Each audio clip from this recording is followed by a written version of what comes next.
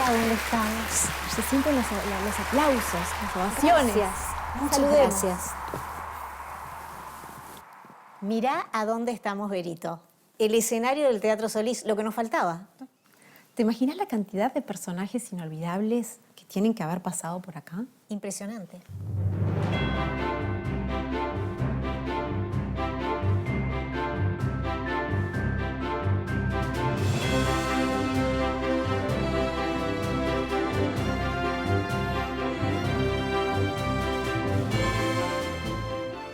¿Te das cuenta que por acá pasaron personajes inolvidables como Hamlet, el rey Lear y sus hijas, así viviendo sus dramas tremendos, Edipo Rey, no sé, por nombrarte... Macbeth. Sí, Romeo y Julieta, grandes personajes que la verdad no sé a veces si hasta por qué uno se acuerda tanto de ellos, porque yo capaz que ni me acuerdo de qué trata Hamlet, no me estoy acordando nada, pero sí me acuerdo del personaje. Sí, Y como lo que mismo, lo tenés en claro, la estás cabeza. como metidos el Sí, personaje. para mí que tiene que ver, creo, con que tocan una fibra tuya o el propio autor supo proyectar ahí algo de él que en ese contexto como que Claro.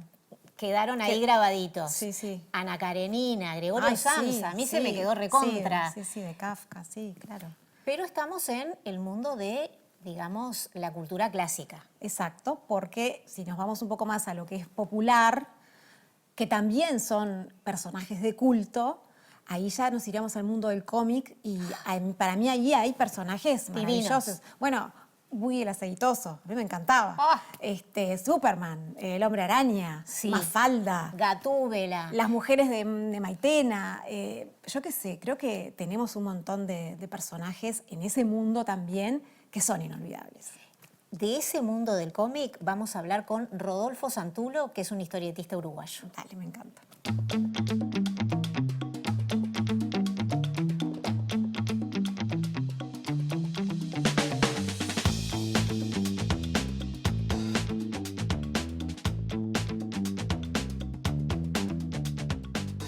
Rodolfo Santulo nació en Ciudad de México en 1979. Es periodista, escritor, guionista y editor de historietas. Está al frente del grupo Belerofonte, sello editorial dedicado a historietas y novelas gráficas. Santulo ha publicado libros de narrativa y más de 40 novelas gráficas en América, Europa y Asia.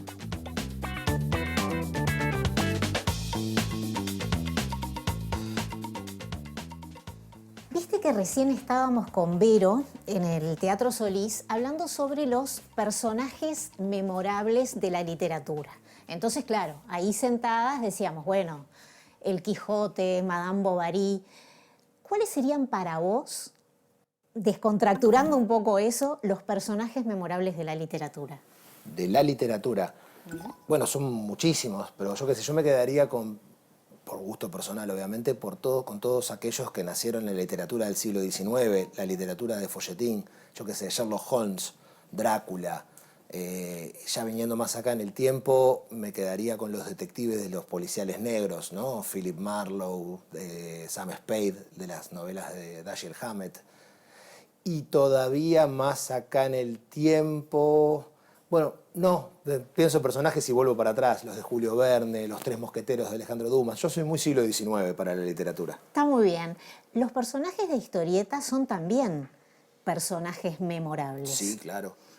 Bueno, no me puedo ir tan para atrás porque justamente se considera que la historieta nació más o menos sobre fines del siglo XIX, entonces no hay tanto para recorrer. Pero de todo lo que se ha producido en estos más de 100 años, y también son muchísimos, podría decirte, desde Batman, pasando por Dick Tracy. Ahora, si me cerrás y tengo que elegirte Ahora vamos un par, a elegir. puedo. Ahora vamos a elegir, pero antes te quiero preguntar, porque vos sos creador también Sí. de historietas y de personajes. A la hora de generar un personaje, ahí hay una cosa como que me desconcierta un poco, porque estoy más acostumbrado al que escribe, lo piensa y no lo tiene que mostrar, no lo tiene que dibujar.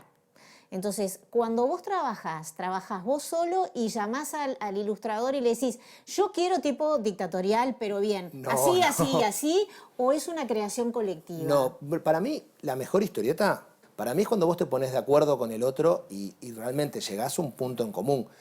Yo soy el guionista, pero el otro, el dibujante no es mi esclavo, el dibujante es mi socio. Entonces, yo le puedo marcar qué dicen, qué pasa, qué hacen, pero después hay como una colaboración total. Si hay alguna cuestión necesaria para lo que yo escribo en cómo se ve, ponele, es tuerto, por decir algo que sería útil en la historia, Sí. claro, ahí lo marco. Ahora, el personaje es alto y morocho. Listo, yo no preciso más que decirle eso, alto y morocho. Y él ya va a decidir, él o ella, no importa, el dibujante con el que esté trabajando, va a decidir cómo se ve. Y eso a mí me nutre a la hora de escribirlo también, porque yo veo la devolución que hace el artista y es algo que yo también voy incorporando en lo que escribo. Si no, es eso, es como yo marco todo y después tiene que haber alguien que me obedece. Para mí la historieta no funciona así. Para mí la historieta funciona un 50 y 50. ¿Qué hace falta para crear un personaje memorable?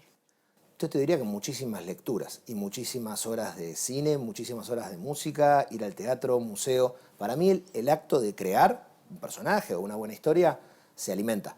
Vos tenés que consumir muchísimo. Vos como creador o vos como persona que pretende ser medianamente feliz. Para mí el consumo cultural es algo indispensable. Pero además, si vos pretendés vivir de crear, es como el combustible que tenés que poner en la máquina siempre.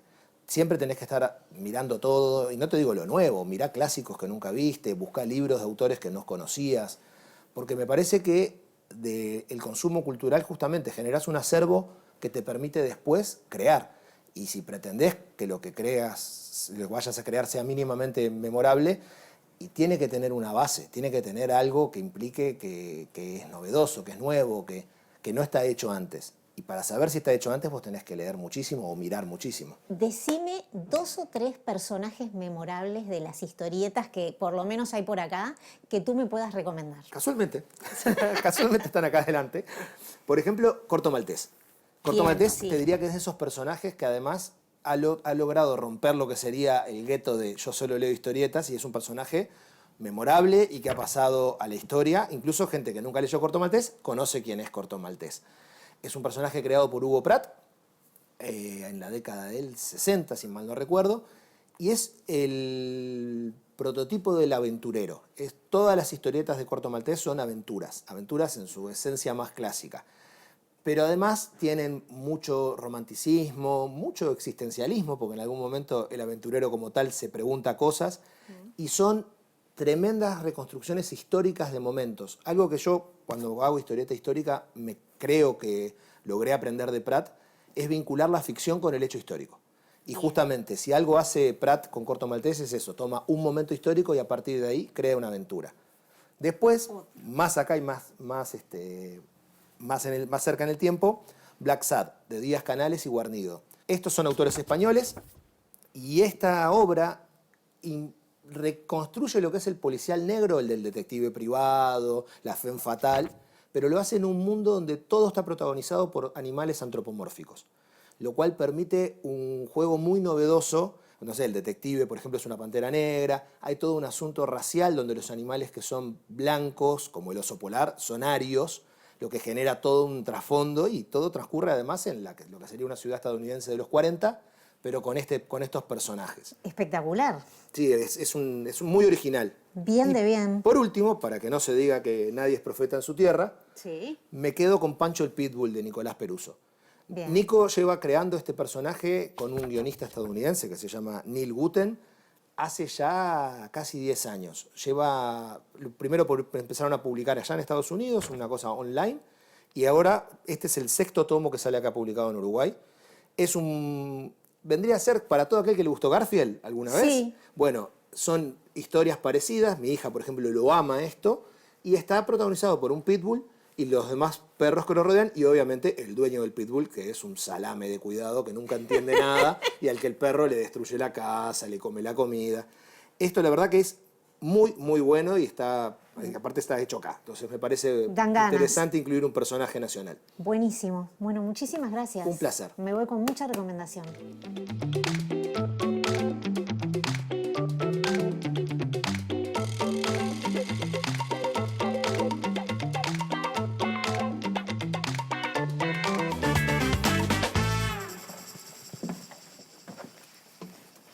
¿Viste ese lugar, esa librería alucinante? donde entrevisté a Sí. Santulo, se llama Lecturas Cómic. Y me pareció rarísima, súper novedosa para mí. Yo no yo la tampoco, la conocía, verdad que es no la un mundo conocía. nuevo. Queda ahí enfrente al Oro del Rin. Bueno, pero yo quería contarte que, ¿sabés quién estuvo acá? Cuando te diga el nombre te va a sonar enseguida. ¿Qué personaje estuvo acá en el Solís? ¿Quién? Sherlock Holmes. Bueno, no el verdadero. Digo, no Sherlock Holmes porque no existe. Lo que pasa es que uno se convence Claro, de que el verdadero existe. estuvo, sí. El actor que interpretaba a Sherlock Holmes estuvo acá en el Solís. Y justamente creo que en el género policial hay grandes personajes que han quedado en la memoria de todos. Bueno, Montalbano, Conde. A vos te a mí me encantan encanta. todos, sí. Hércules Poirot, a ver. ¿Quién no conoce? Ya hablamos el año pasado de Hércules Poirot, pero lo que tienen es que a veces esos personajes cobran una vida a veces independiente del propio autor, que para el escritor se terminan convirtiendo en una pesadilla y bueno, lo terminan eliminando, lo tratan de matar, lo enferman o lo asesinan o le pasa algo, tiene que terminar pasando a ese personaje porque ya es una carga demasiado fuerte, ya termina siendo más importante ese personaje que lo que pasa realmente en la novela. Y hay una novela que se llama Un asesinato brillante, que, permiso, voy a mirar de quién es el autor, porque obviamente mi memoria, sí, Anthony Horowitz, Sí. que realmente la recomiendo porque es justamente de eso. ¿Hasta dónde pueden llegar las personas para que no maten a su personaje? Entonces es como una novela dentro de otra novela y vos, como que los lectores se van enterando de que va a desaparecer este personaje, lo que llegan a hacer para que ese personaje no muera. O sea que es una demencia Me encanta. las cosas que pasan con los personajes. Otro que es así como mundial es Holden Caulfield. Bueno, sí, De Salinger, de Guardián en el Centeno. El Guardián en el Centeno, que se convirtió ese jovencito en el paradigma de la revolución juvenil y en ese paradigma que separa, bueno, los adultos somos todos aburridos, perdimos frescura, no está bueno ser adulto y la mirada fresca y nueva viene de la niñez y de los jóvenes. Que yo no estoy de acuerdo porque yo soy adulta y puedo ser muy fresca y muy divertida. Sí, pero recién dijiste Sí. algo así como que lo leí cuando era muy joven, cuando Sí, era pero lo he vuelto pero a pará. leer, lo he vuelto a Mi leer. vieja, seguí siendo joven. Lo he vuelto a leer. Seguí siendo una niña. Y si yo te digo, en un lugar de la Mancha, de cuyo nombre no quiero acordarme, Yo te digo Don Quijote de la Mancha de Miguel de Cervantes. te invito a ver para el próximo bloque una entrevista con una persona a quien este libro que tenés tú en tus manos le salvó la vida.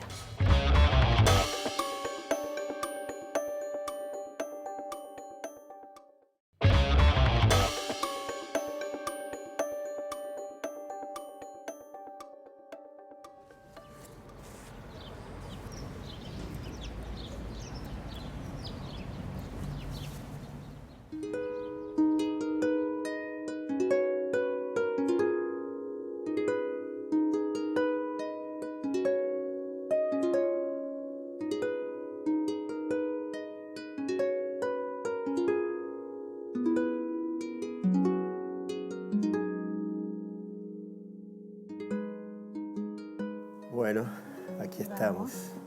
Yo no conocía, la verdad, esta casa. ¿A así Salambrí? que- ¿No lo No, conocías? así que me encantaría que me cuentes por qué estamos aquí. Y bueno, Salambrí debe haber sido el cervantista más importante que dio Uruguay, ¿no? Creo que por lo que he leído y por los mismos folletos que él mandó imprimir en su tiempo, era como yo, un fanático. Pero tenía la probabilidad de coleccionar. Claro. Porque fue un gran compraba coleccionista. muchos los libros de Sí, todos tiene los idiomas. todas las versiones, en japonés, en francés, hasta tiene una versión para ciegos, algunos capítulos, en braille.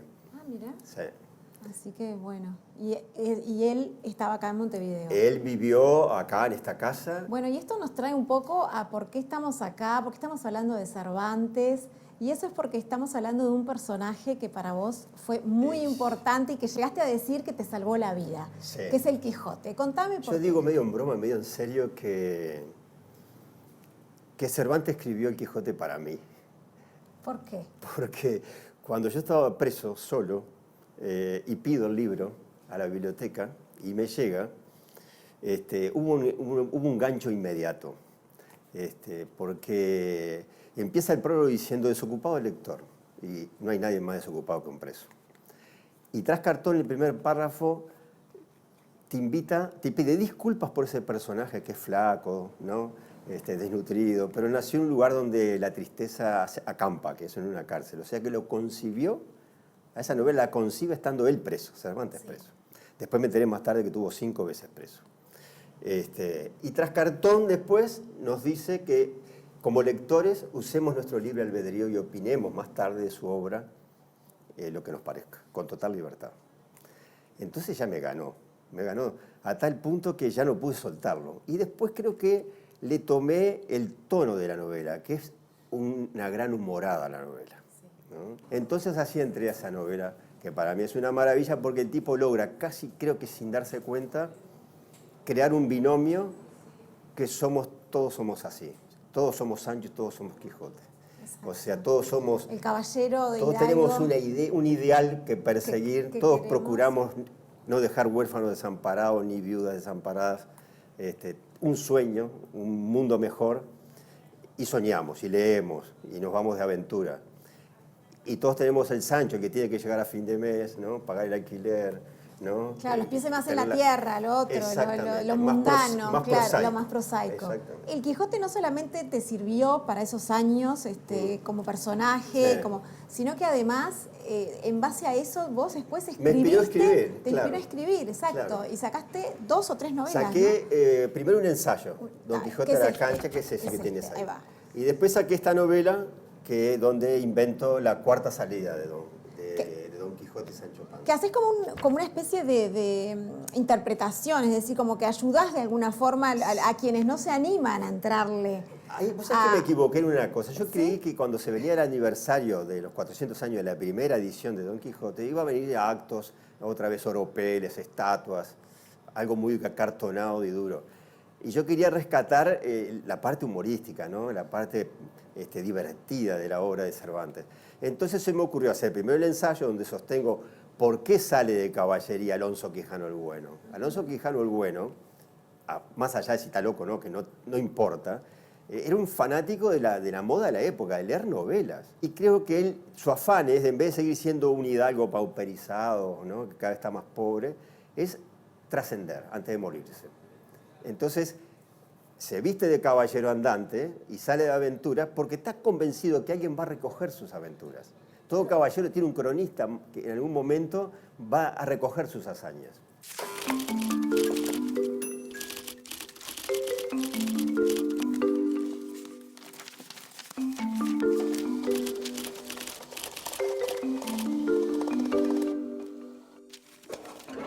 ¿Hay otros personajes así que te hayan...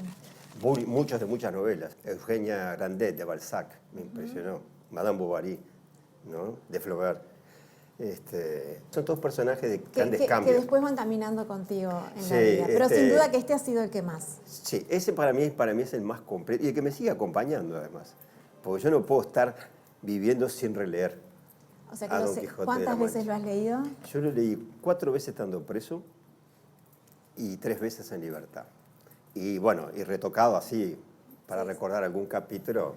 no Bueno, sé, y ahora innumerables. nos vas a leer un pedacito a nosotros. De mi De Quijote. Perfecto, Bueno, de tu Quijote. Muy bien. Léenos un Mi pedazo. Quijote tiene la diferencia del de Cervantes, y a diferencia del Quijote de Cervantes, que nunca se encuentra con Dulcinea, lo primero que hace cuando sale a aventura es ir a pedir la bendición a Dulcinea. Y bueno, tiene unos líos ahí, y con el toro le dicen al esposo de ella, y ella también se hace la que no quiere saber nada. Pero cuando se va así, triste por eso, aparece desde un bosque a pedirle disculpas, ¿no? Pero tuvo más remedio que disimular. Entonces, aparece ella y le dice, señor Don Quijote, perdonad a mi marido, pues es muy celoso, y para peor nada entiende de caballería y de amores platónicos. Si lo he tratado mal anteriormente a vuestro escudero y ante él me he quejado, fue por ese mismo motivo. Os pido encarecidamente disculpas. No sé leer ni escribir, mi señor, pero reconozco ante vuesa merced el inmerecido altar en que me ha puesto. Don Quijote quedó suspenso, Sancho estupefacto y los galgos solo atinaron a mover la cola y cabecear con simpatía. Cuando el caballero más fiel de la Mancha intentó balbucear una oración, su dama se anticipó diciendo: no, no, no, mi señor, no digáis nada. Id con vuestro famoso Rocinante y vuestro fiel escudero a proteger a los huérfanos, a las viudas y a los menesterosos que hay por doquier. Os doy mi bendición y que Dios os proteja. Muchas gracias, Marcelo. A Como ti, a siempre, ustedes, divino. por favor.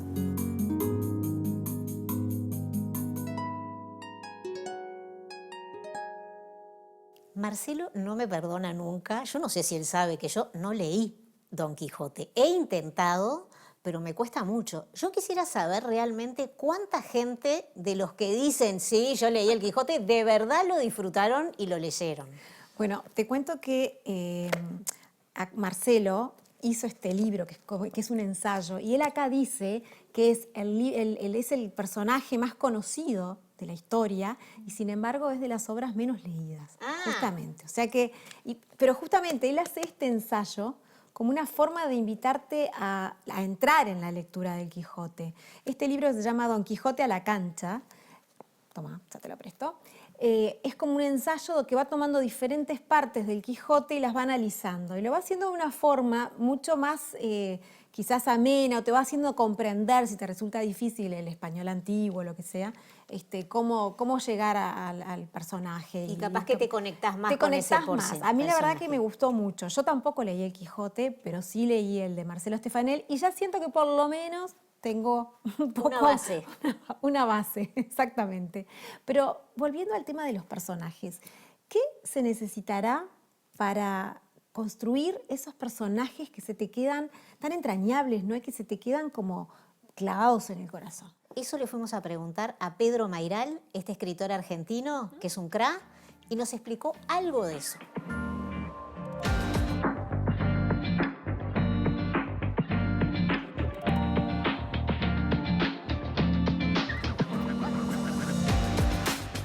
Pedro Mayral nació en Buenos Aires en 1970. Es escritor, guionista y colaborador en distintos medios de prensa. Mayral ha publicado libros de poesía y narrativa y dicta talleres de escritura. Su novela, La Uruguaya, publicada en 2016, fue llevada al cine por Orsay Audiovisuales.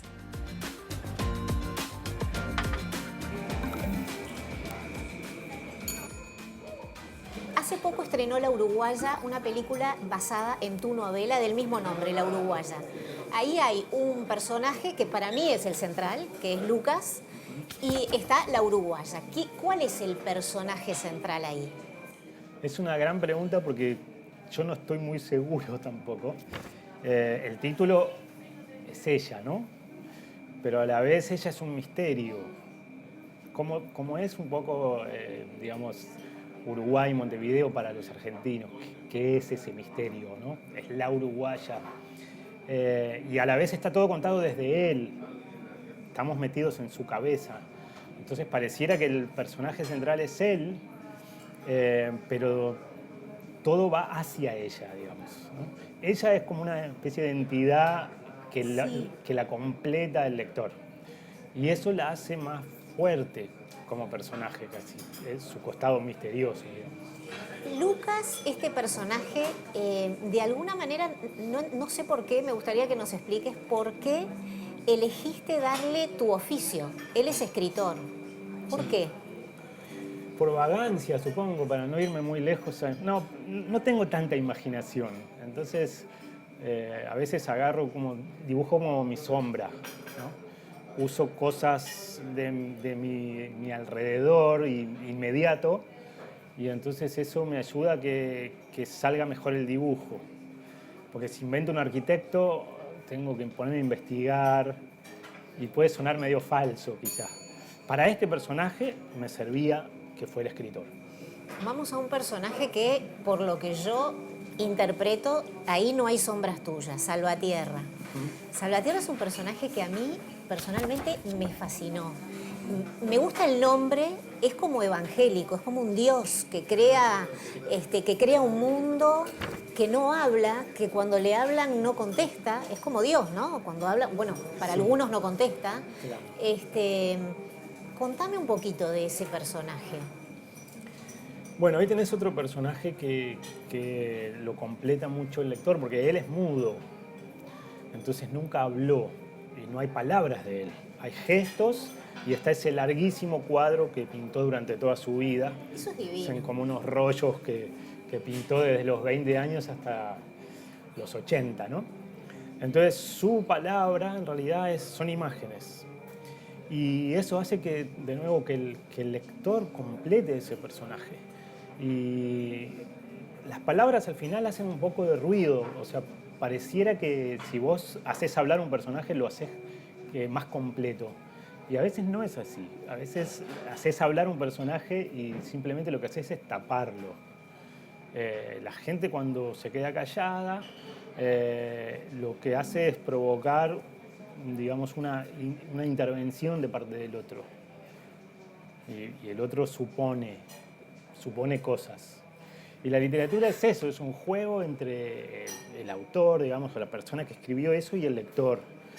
Yo te propongo algo, pero vos lo terminás, como lectora, lo terminás de completar y de inventar. Si yo te doy todo hecho, no tenés juego que hacer, simplemente te doy una cosa fabricada. Pero el hecho de que vos la estás inventando a medida que lo lees, hace que el personaje tenga más peso porque lo inventaste vos en realidad. No sé si se entiende eso. Claro, sí, sí. Es como una especie de truco, ¿no? Poniéndote en el rol de tallerista y docente de técnicas como narrativas, que lo haces, ¿cómo fue que se te ocurrió, cómo se construye un personaje? Hay gente que dice que se le aparecen, hay escritores que dicen, bueno, se me apareció esto, y después tienen vida propia. ¿Vos cómo es tu proceso? Bueno, dicen que hay como dos maneras de construir personajes. Uno es crear una personalidad y buscarle circunstancias para probarlas. Y el otro es el sentido inverso, que es el que yo hago. Invento circunstancias y pienso, ¿quién la va a pasar peor acá? ¿No? Entonces, por ejemplo, en Una noche con Sabrina Lab, un chico se gana alguien se gana una noche con una actriz porno, ¿no? ¿Quién conviene que gane eso para que haya una historia? Bueno, un adolescente virgen que vive en la provincia y que tiene que viajar. Y entonces las circunstancias me van provocando un personaje. Si yo hago un cuarentón medio canchero que se la sabe todas, no hay personaje ahí. Entonces, ¿quién la va a pasar peor ahí? ¿Para quién va a ser más difícil esa circunstancia? Entonces yo creo que construyo a los personajes un poco desde ahí.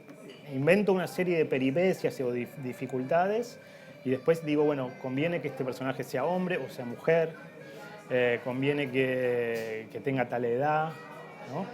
Es decir, lo que le saque más jugo narrativo. Vámonos a otro tono narrativo, que es el de esta historia no está disponible, que también me encantó, que ahí sos vos. Es como un collage de diferentes crónicas, hay intercambios tuyos durante la pandemia con diferentes artistas, escritores. Ahí estás vos. ¿Cuál es la diferencia entre trabajar con un personaje que lo creaste, que existe en tu imaginación, y vos como personaje?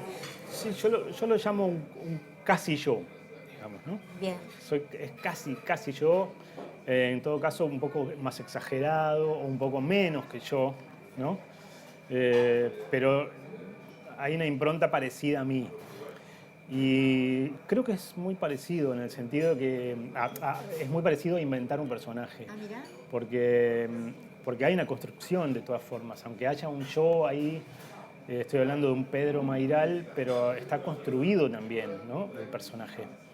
Y creo que uso algo que lo llamaría como, me gusta llamarlo así, la periferia de la experiencia. O sea, no solo hablo de lo que me pasó, sino de lo que casi me pasó, lo que me gustaría que me pasara o que tenía miedo que me pasara, ¿no?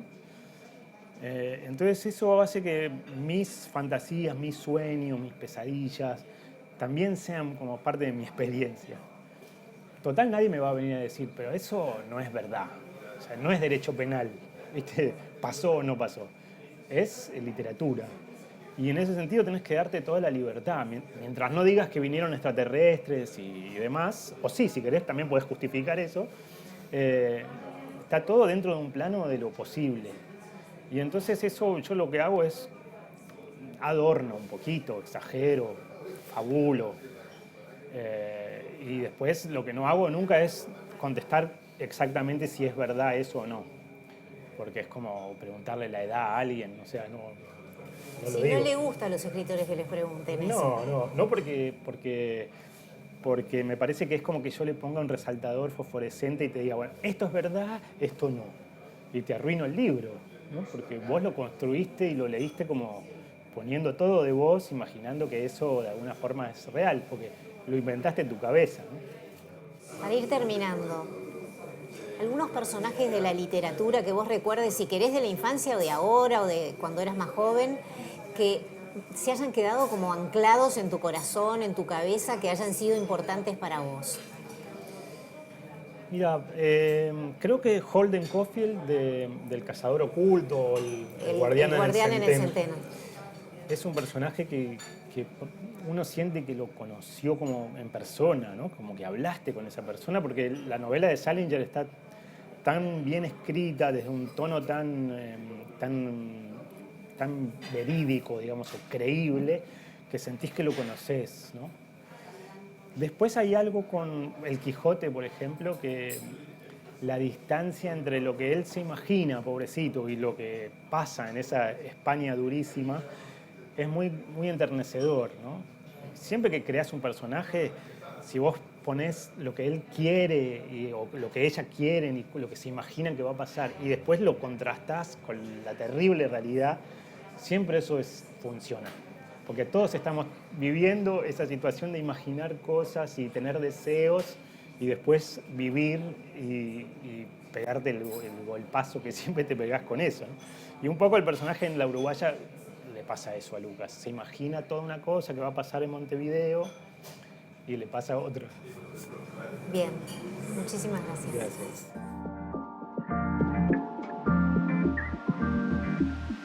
Me encantó la expresión que utilizó, dibujo mi sombra. Sí, es que él es poeta y él utiliza esa expresión como para decir que sus personajes forman parte de él. Exacto. En la novela Salvatierra, que te la voy a prestar, ese personaje parece muy alejado de él, obviamente debe tener partes de su sombra, y es hermoso, así que te lo voy a prestar. Por favor, guárdemelo. ¿Conoces a Martina Valiente? Claro que la conozco, una divina. Es un personaje entrañable, lo leían mis hijos cuando eran chicos y esa saga dio para mucho en casa. Sí, bueno, en el próximo bloque vamos a conversar con su creador.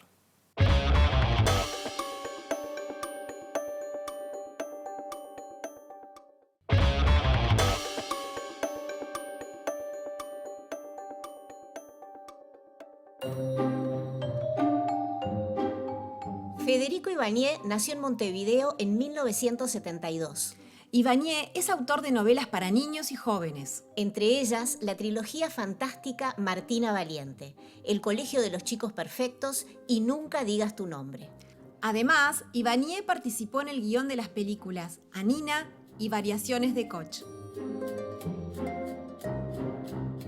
Para mí los personajes son ese lugar donde comienza la literatura. Por lo menos para mí como lector, fueron ese primer lugar donde me encontré con los libros. Creo que porque en realidad uno siempre que está buscando algo en la literatura, lo que está buscando es un alguien más. Es alguien más que te ayude a también explorar quién sos vos. Y me parece que ese quién sos vos, a la larga se explora mejor o se explora más o se explora de una manera más íntima cuando hay un otro con el que vos podés enganchar, un otro con el que vos podés, aunque no enganches, incluso pensar en términos de cómo está esa persona o de cómo es esa persona. Revisando y teniendo que pensar, me acordé primero que nada de este, que obviamente ya no está disponible, que se llama Grishka. Este era un personaje que vivía en la taiga rusa. Lo leí aparte en la época en la que hablar de Rusia, incluso por el tema de la propia dictadura, era como complicado. Entonces estaba este niño que vivía, niño preadolescente en realidad, que vivía en este lugar muy desolado, desértico de esa zona del mundo y básicamente lo que hacía era, tenía un amigo que era un oso, se hacía amigo de este oso y había como un contacto ahí humano-naturaleza, digamos, civilización salvaje, que era como muy atractivo. Y después Sandokan, acá en esta versión chiquita, yo no lo leí en este libro, pero bueno, fue el que pudimos conseguir. Sandokan, pirata, muy interesante porque era un pirata con valores, digamos, por decirlo de alguna manera. Era un pirata que tenía un sentido de la justicia, era un pirata que tenía como un sentido de la camaradería, era un pirata que tenía un sentido hasta del respeto por el otro, de alguna manera, ¿no? Por supuesto que vivía de robar y por supuesto que vivía de fechorías, digamos, por decirlo de alguna manera, pero tenía como un sentido de integridad que a mí siempre me resultó fascinante, porque eso estaba mezclado como con otros valores de valentía y de coraje que en realidad no estaban como muy aceptados dentro de las autoridades con las que él se encontraba. Entonces, nada, era un personaje precioso de leer. Y bueno, y nada, y hablando de personajes que me influyeron, por supuesto, el primero que escribí yo, así como importante, que es Martina. La primera cosa que a mí me pasa con los personajes, por lo general, es que tengo que tener como esa primera línea del personaje, ese primer momento que me encuentro con el personaje, esa primera cosa del personaje, que en mi caso fue la primera escena de la novela, que era en realidad, se abre la puerta de la casa de la abuela de Martina y Martina se recorta, la sombra de ella con el sol atrás, se recorta sobre el parqué gastado, la figura es mirriada, larga, alta y el pelo así como frondoso, con ese color rojo que todavía no se ve ahí, pero que es como medio así, como fuego ese pelo. A mí siempre me interesaron los personajes, o me atrajeron los personajes que están parados frente a desafíos o parados frente a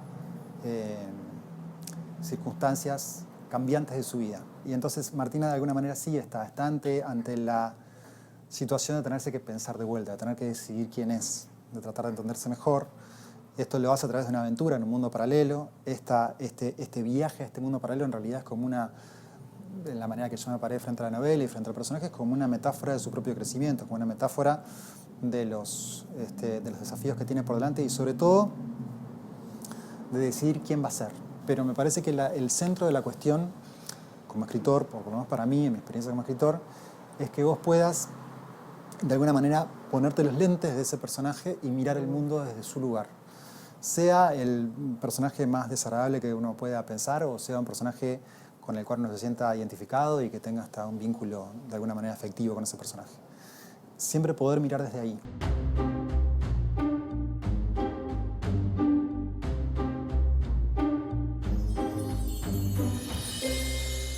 ¿Sabes qué me gustó mucho de la entrevista con Ivanier?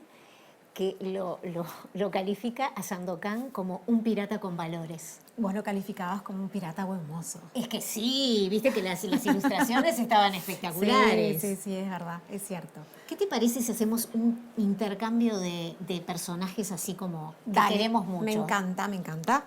Yo te traje a Elizabeth Gilbert, que es un personaje real en Comer, Rezar y Amar, que todas queremos ser ser. Elizabeth Gilbert. Y bueno, anda, tomá, léelo y encontrate a tu Bardem. Suerte en Perfecto. pila. Yo te traigo algo muy lejano a Elizabeth Gilbert. Te traigo a un niño, a un jovencito, en el curioso incidente del perro a medianoche, que él está dentro del espectro autista, tiene un trastorno del espectro autista, y vemos el mundo a través de sus ojos. Me encanta. Es Me encanta. espectacular. Bueno, yo el otro que te traje es Un monstruo de 1000 cabezas, de Laura Santulo. Ese no lo leí. Bueno, mira, es re cortito, te lo lees en un rato, de un tirón. Acá la protagonista es una mujer que pelea hasta morir por conseguir la medicación y los tratamientos que necesita su marido, contra el sistema, en realidad lucha contra el sistema injusto, que no le dan las cosas que necesita, etc. Y realmente tiene unos ovarios que ya Muy bien quisiéramos puestos. muchas mujeres. Sí. Bueno, acá tengo, hablando de ovarios y eso, alguien que nació con las dos condiciones. Middlesex Bueno, sí. es la segunda novela de Jeffrey Eugenides, que habla de un personaje muy extraño, muy singular, que es hermafrodita. Con eso anda llevándola.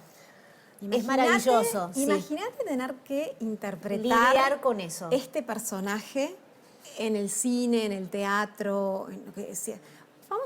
¿Qué te parece si hablamos con alguien que esté en la profesión y tengo ya la persona, que es Carolina Ismendi, que es no solamente profesora de literatura, sino que además es actriz. Sí. ¿Cómo se hace para meterse debajo de la piel de estos personajes?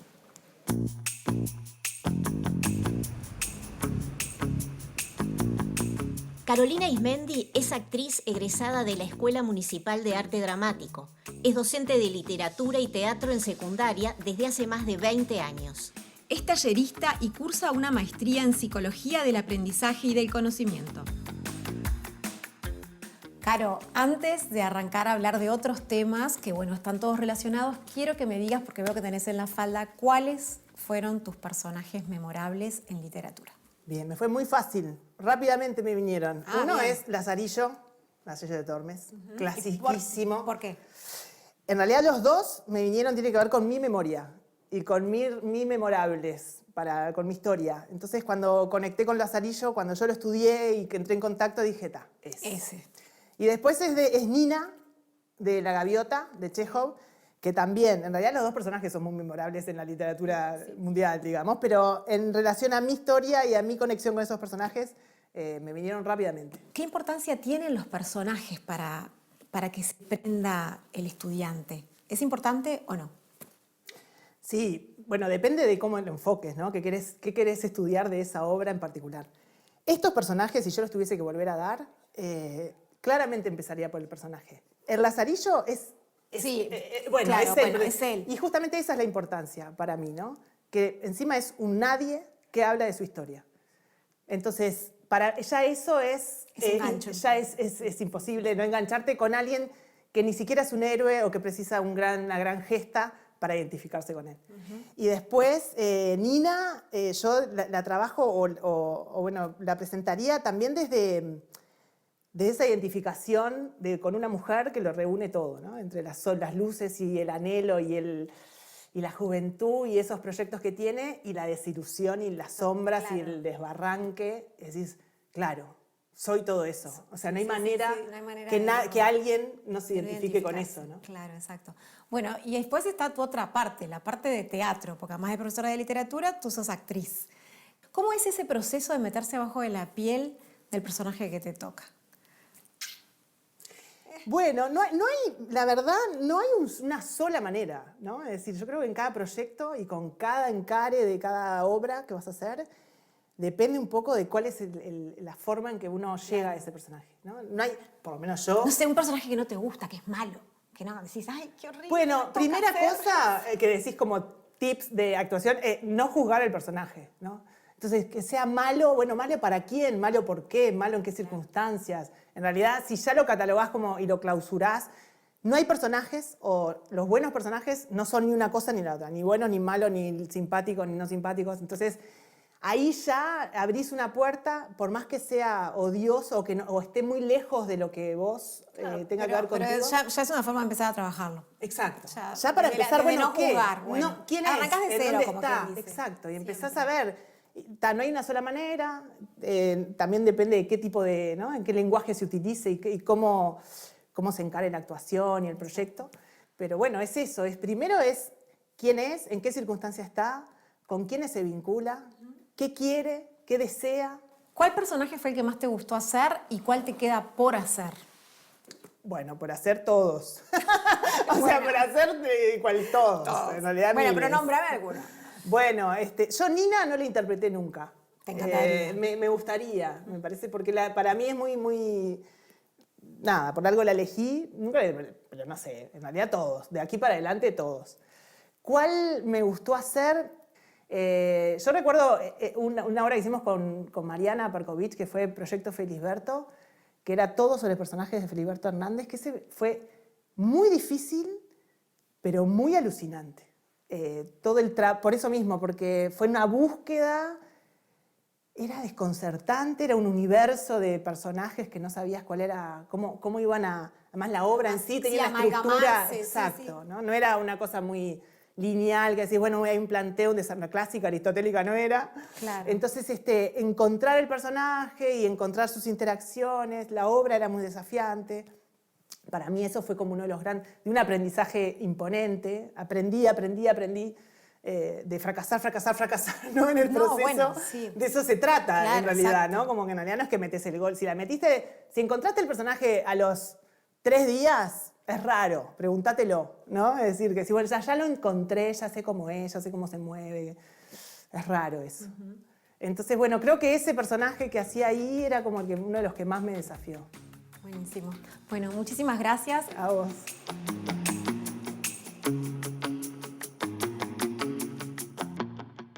Del camarín del Galpón al camarín del Solís. Unas Vir, diosas. la verdad, impresionante, divina. Qué linda la entrevista con Caro Ismendi. Sí, una genia. Sí, y aparte esa unión de actriz y docente de literatura creo que es... Perfecta. Sí. Me hubiera gustado estar en una de esos. Ay, ser su alumna, ¿no? Sí, sí. ¿Vamos a nuestro librómetro? Sí, me encanta. Empiezo yo. Empezás La vos. contadora de películas de Hernán Rivera Letelier es un librazo. Cuenta la historia. Contame porque no tengo ni idea, no lo leí. Lo leí de un tirón, ya te lo digo. Cuenta la historia de una niña que vive en una salitrera, son muy pobres y ahí cerca hay un cine. Entonces todo el pueblo junta plata, la manda a la niña, ve la película y se juntan todos a escucharla a ella contar las películas. Es maravilloso. Tenés que decirle, por favor, a Nati. Lo leí de un tirón. Dale tú. Mejor dale vos porque para mí fue un remando en dulce de leche. Remando en dulce de leche y ni me acuerdo. No tenés gollete. Emma Bueno, es una de Jane Austen Sí, que me nos encanta, encanta. sí. Y ella es, si mal no recuerdo, Por eso yo es una muchacha que es muy atrevida y se piensa que tiene todo el mundo como controlado y trata de hacer como casamentera y cosas y no le salen las cosas muy no bien. le va muy bien. Al Eso me estilo acuerdo. Jane Austen, lo leí de un tirón. Yo lo remé en dulce de leche. Bueno. Brooklyn Follies. Lo leí de un tirón. Bueno, es una Paul historia. Auster. Sí, es Paul Auster. Yo no me acuerdo el nombre del protagonista. Nathan Glass, Sí. que es un personaje hermoso. Es entrañable, lo terminás queriendo mucho. Bueno, todo lo que hace, él se está muriendo ya por una enfermedad terminal. Y bueno, y sin embargo, él se va a Brooklyn a morir. Y sin embargo, todas las cosas, las historias que se le cruzan, la verdad, lo leí de un tirón. Si querés Estoy de agregar acuerdo, algo ¿no? más, Lo leí de un tirón. Nathan sí. Glass, En el corazón para siempre. John Kennedy Toole, La conjura de los necios. Para mí, me da vergüenza decirlo. Porque esto es como re cool y todo el mundo dice, ay, sí, La conjura de los necios. A mí, ni fu ni fa. Pero hay mucha gente que le pasó eso. Lo leí, me gustó. Me parece que es importante, que le dieron mucho para arriba porque el autor Sí, murió. rápido, Entonces, se viste suicidó. que... Por eso, A los viste 30 y que algo. la muerte ayuda a veces. ¿Decís? Sí. Bueno, ¿para qué fue entonces para vos ni un fu ni fa? Ni fu ni fa. Para mí lo leí de un tirón, me encanta esa mezcla de sarcasmo, de humor, de tristeza, porque también en el fondo hay una gran tristeza y de alguna forma de denuncia de la sociedad. Hay como mucha cosa mezclada y trabajada muy bien y por eso me gustó mucho. Es más, me lo acabo de comprar porque no sé qué se hizo y se me había perdido, porque creo que es de esos libros que vale la pena tener. Ah, Madame Bovary. Ay, qué feliz que estás.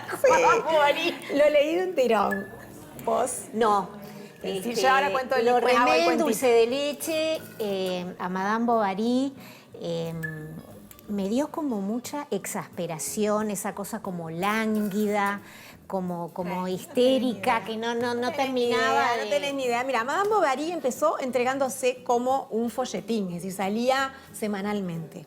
Imagínate esta historia semanalmente, era como una tele en el 1800 y pico, donde una mujer se casa, tiene amantes, tiene un hijo, tiene varios amantes, se escribe con esos amantes, se quiere escapar.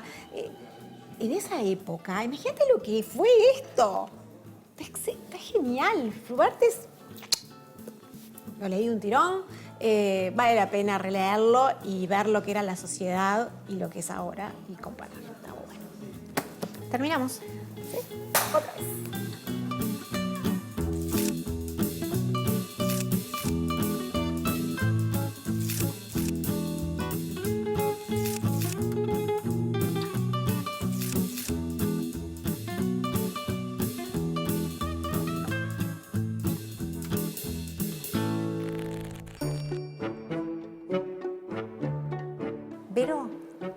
estás leyendo? Estoy leyendo un libro que es una preciosura. Se llama La librería ambulante de Christopher Morley y trata sobre cómo las librerías en el Estados Unidos rural en la segunda mitad del siglo XX. La verdad que es divino. Acá es la historia de la señorita McGill que vivía con su hermano en una granja y un día le cae un vendedor ambulante de libros con todo un carromato armado que apretaba una cosa y se abrían todas las estanterías así, a que quería vender su librería. Y ella se la quería vender al hermano en realidad porque el hermano escribía libros y ella le dice, no, te lo compro yo. Y a partir de ahí larga todo, se va a recorrer, es como que de repente es la libertad y se va a recorrer la campiña, el campo estadounidense, viviendo en ese carromato, con ese caballo, conociendo las granjas y todo el tema de cómo les llegaba en esa época los libros, lo poco, ¿no? El poco acceso que tenían a la literatura. Y la única forma era esta. Voy por la mitad, me faltan muchísimas cosas más, pero está muy divertido, muy entretenido. Vos me lo regalaste. Yo te lo regalé. Sí, ¿Lo gracias. leíste? Todavía no, Ah. pero voy ahí. Ya me entusiasmaste. ¿Y vos qué estás leyendo, Vir? Yo estoy leyendo a Mariana Enríquez, que seguramente te sorprenderás. Sí, porque Mariana Enríquez es más de mi palo. Sí, porque es como dark y más gótica y a mí me asusta leer a Mariana Enríquez, pero esta es no ficción, es un conjunto de crónicas, reportajes que, bueno, fueron editadas por Leila Guerriero, por eso yo lo compré. Y la verdad que la estoy pasando espectacular. Hay varios, está como dividido en partes. Estoy leyendo mucho las partes que dice mundo privado y que ella habla de sí misma. Es un personaje espectacular, te reís mucho, te sentís muy identificada con ella. Es una persona que tiene una ansiedad, tiene miedos. No sé, es fantástica.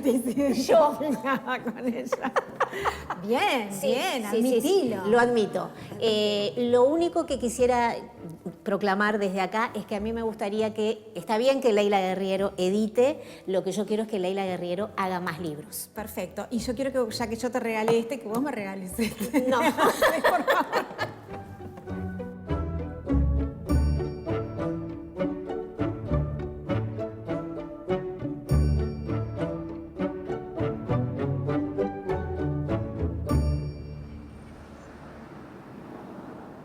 ¿Qué sería de nosotros sin todos esos personajes? No me lo imagino. Es imposible imaginarme sin esos personajes porque nos acompañaron toda la vida. No sé, Jo March de Mujercitas. Total. Yo quería ser Jo March. Crecí con ella. No sé. Y yo hija única, imagínate. Sí, para mí es imposible. Es decir, gracias que existen todos estos personajes. Autores. Sí, porque nos dan personajes que nos acompañan, que nos hacen que nos identifiquemos o no, pero sí. igual vale. Es decir, es maravilloso, es divino imaginar esa gente que vive esas vidas y que uno las vive a través de ellos. Sí. ¿Vamos a repartir libritos? Dale. Mira, empiezo con la saga de Harry Potter. que yo no la leí. Ahí está, Dale. que mis chicos ya se fueron de casa, toma. Gracias. El choclo. ¿Qué más? Toma, yo te arrancá con la saga de Millennium, Sí. que acá tenés una personaje bomba, Liz Salander. Sí, Divina. divina. Sí, me Dale. encanta. Acá tengo otro personaje que te va a fascinar, que es una niña, que es una contadora de películas que te va a encantar. Sí, ya lo habíamos hablado, creo que en el librómetro. ¿Decís? Sí. Ah, bueno, Sí. no importa, Sí. llévatelo. Está. Chitita. Esto es Dale, ay, divino. no. Lo que es Divino. esto. Dale. Tomá, género oriental. Acá hay un montón de personajes.